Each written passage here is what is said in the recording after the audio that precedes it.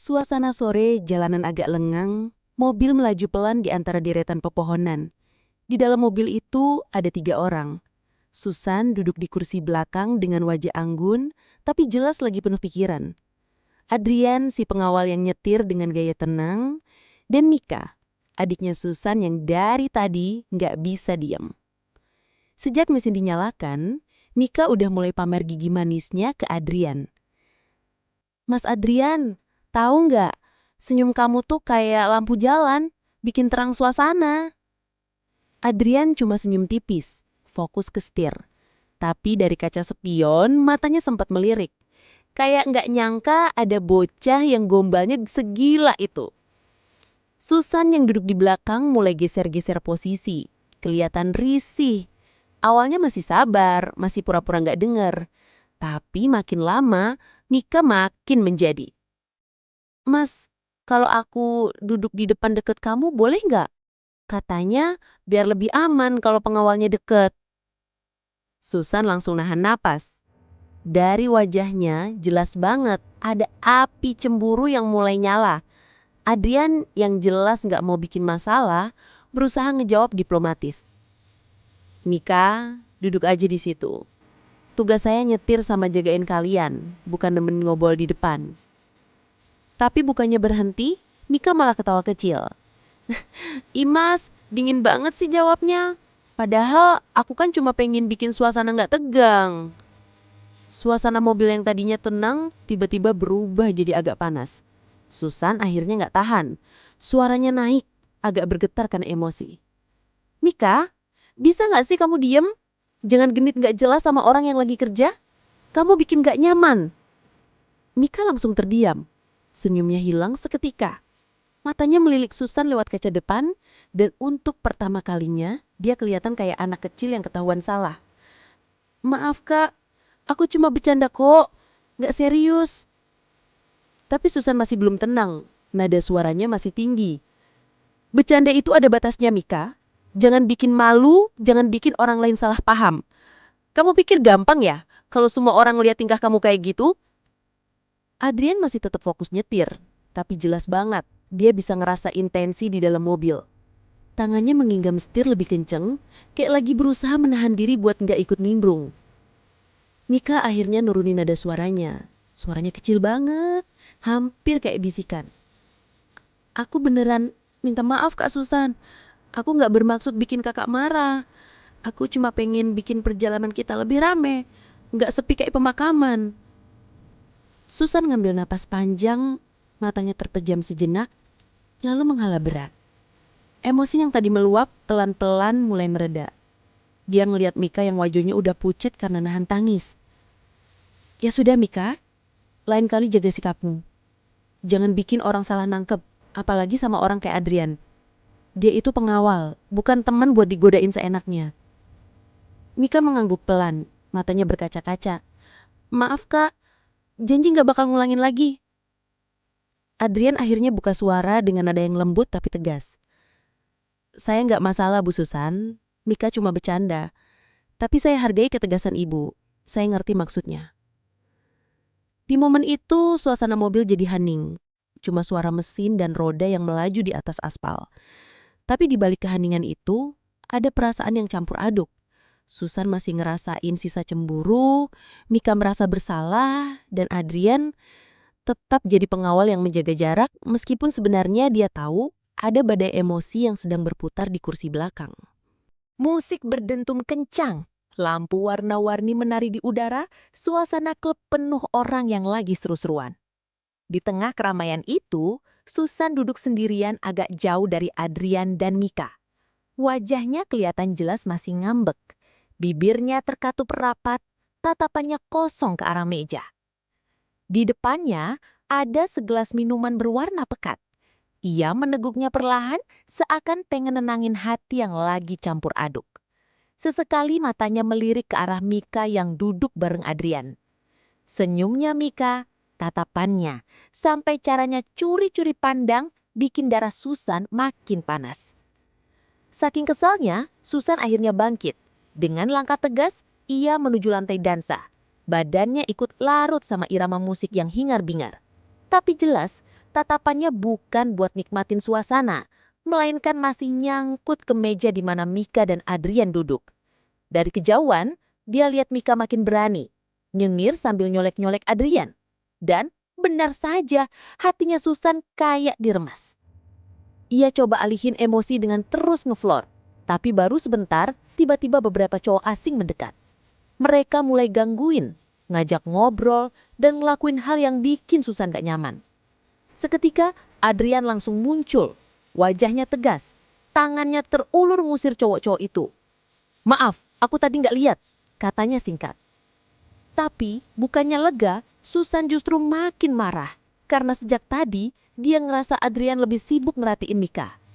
Dan seakan drama malam itu belum cukup, tiba-tiba terdengar suara teriakan dari DJ booth. "Awas, drone!" Sebuah drone lepas kendali, melayang liar di udara, terus meluncur ke arah lantai dansa. Semua orang panik. Susan refleks nunduk tapi nggak sempat melindungi diri. Yang bikin hatinya makin hancur, di detik genting itu, Adrian justru langsung bergerak. Bukan ke arah Susan, tapi ke Mika.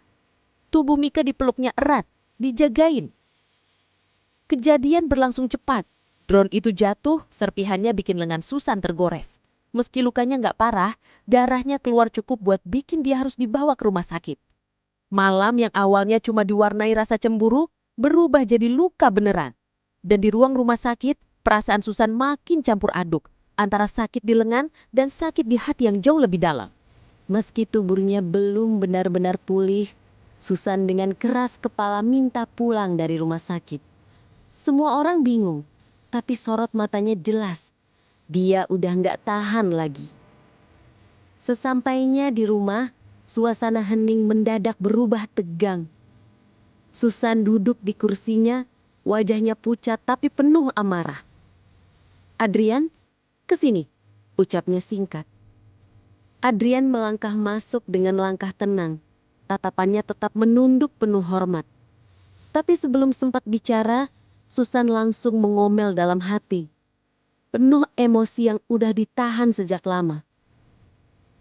"Aku ini bukan orang bodoh, Adrian. Jangan pikir aku nggak tahu siapa kamu sebenarnya.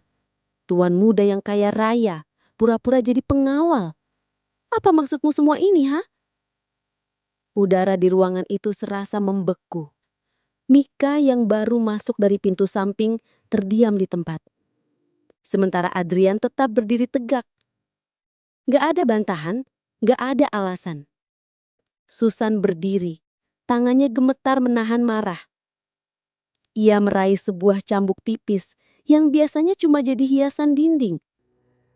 "Kalau memang kau mau menyamar jadi bawahan, maka kau harus siap menerima hukuman bawahan. Kau harus dicambuk."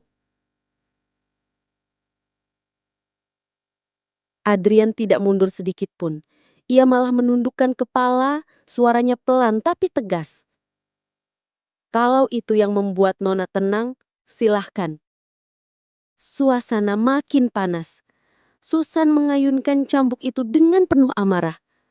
Cetar, menggema di ruang luas itu. Adrian meringis sedikit tapi nggak bergerak sama sekali.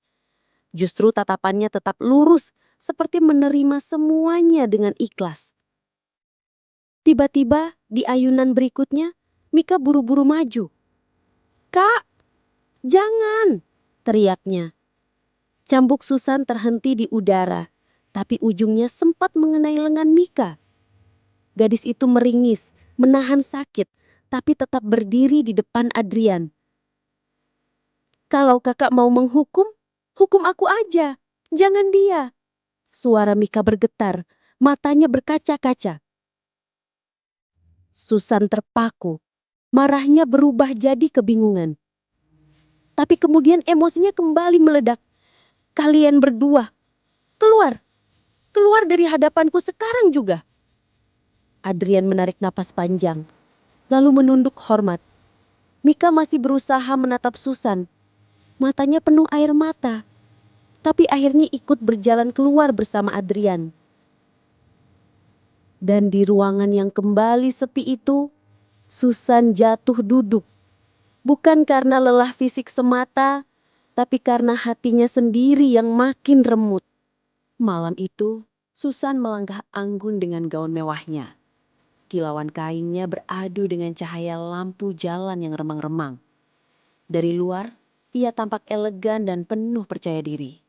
Tapi jauh di dalam hatinya, badai emosi belum juga reda. Namun tiba-tiba, langkahnya terhenti. Dari balik kegelapan, seorang pria asing muncul dengan cepat. Belum sempat Susan menjerit, mulutnya langsung disekap. Tubuhnya ditarik kasar ke sebuah mobil yang sudah menunggu. Dalam hitungan detik, dunia Susan jadi gelap. Begitu ia sadar, dirinya sudah ada di sebuah ruangan asing. Gelap, dingin, dan hanya terdengar suara rantai besi yang bergesekan.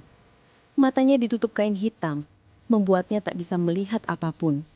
Nafasnya tersengal, hatinya berdebar kencang, tubuhnya gemetar. Tiba-tiba, cetar! Sebuah cambukan mendarat di tubuhnya. Susan menjerit, tubuhnya tersentak. Tak hanya sekali, cambukan itu datang berkali-kali, menyakitkan dan penuh tekanan. "Siapa kalian? Apa yang kalian mau dariku?" Suaranya bergetar, bercampur ketakutan dan amarah. Tidak ada jawaban, hanya deru nafas berat pria asing itu. Lalu tiba-tiba, kring! Suara dering ponsel memecah keheningan. Susan menajamkan telinganya. Si pria asing mengangkat telepon dengan suara tegas. "Siap, bos!" Detik itu juga, darah Susan terasa membeku. Kata bos itu bergema di kepalanya. Ia menelan ludah, hatinya terasa diremas. Dalam bisikan kecil, hampir tak terdengar, Susan berucap, "Adrian?" Suara itu keluar dari bibirnya pelan, penuh rasa curiga, penuh ketakutan, bercampur dengan perasaan yang tak bisa dijelaskan.